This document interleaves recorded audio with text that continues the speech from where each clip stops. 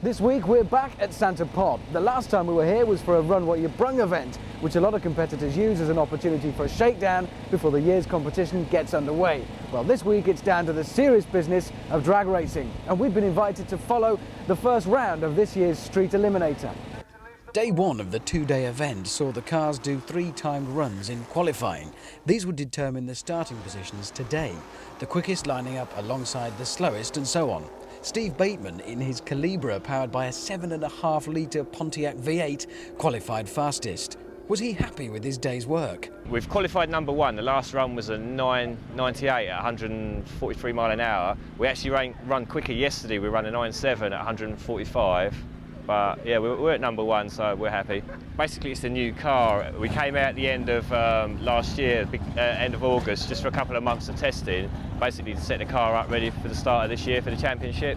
You could never actually run a car like this on your own. I mean, you need people to help you as well. But yeah, we bring some of my friends. I would bring friends up with us to actually help keep the car running all weekend. Not everyone came through qualifying unscathed. Wilf Stacey, running a 289 cubic inch Ford small block V8 in his Zephyr, suffered head gasket problems. While Colin Lazenby's Chevy sedan, packing 10 litres and over 1,000 bhp, and that's before the nitrous, was to develop problems with the electrics. Paul Musgrave explains. There is a problem at the moment. We seem to have sort of the second nitrous system, solenoid, doesn't seem to be working at the moment. So we'll just have to see how we can go on with it, whether we can repair it or get another one. It won't affect the cruise tonight whatsoever. It won't. It's just a nitrous system. It'll make it very difficult to achieve what the car's capable of. Colin is the reigning champion and record holder, a quarter-mile time of 9.3 seconds at 148 miles an hour. And that's even more impressive when you discover that the car weighs well over 1.5 tonnes. Following the timed runs, all the cars have to drive on a cruise through Wellingborough, stopping first to fuel up, thus proving that the cars are not running any exotic fuels. Will Stacey's Zephyr, now running on only 7 cylinders, took this opportunity to top up with water, while everyone else just guzzled the gas. Now the cruise went on to a car park. After stopping for 2 minutes, each car had to do a hot start, further proof that no temperamental racer had snuck by the rules. Steve. Steve? Steve Anderson?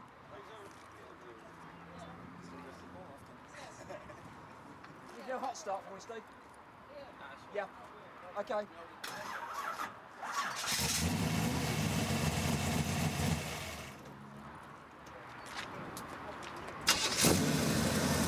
right, Steve, thanks. Jeff?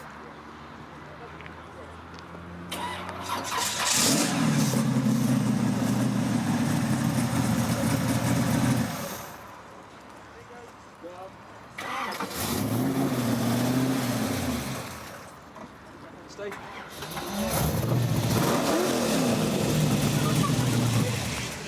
That'll work. And then on for 2 circuits of Wellingborough's one-way system.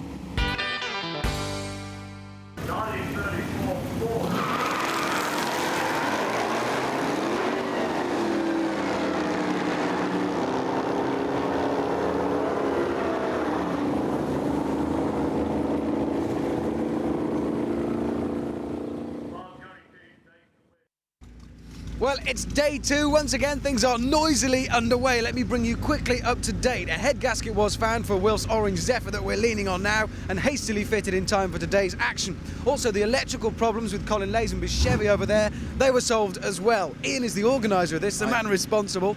Ian, the weather finally let up. A little battle commenced for the first round. How's it all gone? Who's in, who's out? Okay, we've had a good first round. Steve Bateman with the red Calibra. He's just done a bypass, racing on his own.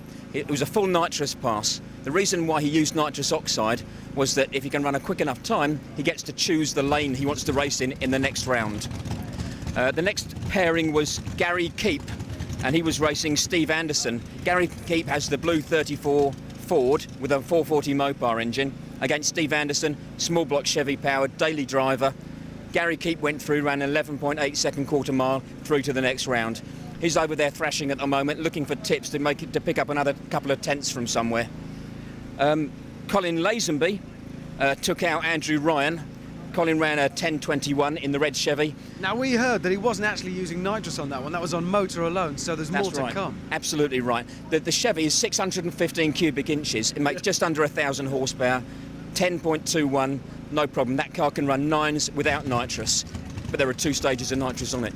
Things have not got any better for Wilf here in his Zephyr, have they? It was not a good moment. Wilf has thrashed all the way through the night. They bought a head gasket last night. Yeah. They were up till 2 in the morning spannering on this car.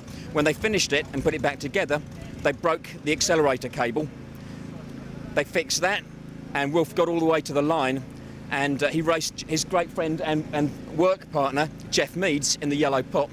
And Jeff was struggling. He couldn't find the gears all the way up the track. The engine was hitting the rev limiter. It's back, it's working, but he got taken out by his best mate. We saw it. It was heart-rending, but hopefully he'll have that ball right. It's kind of driver error and excitement, but it'll all come right next time. No more chances for Wilf today. He's on the trailer. Oh. But Jeff is through, and Jeff will race Alan Sims with a black 32 Ford.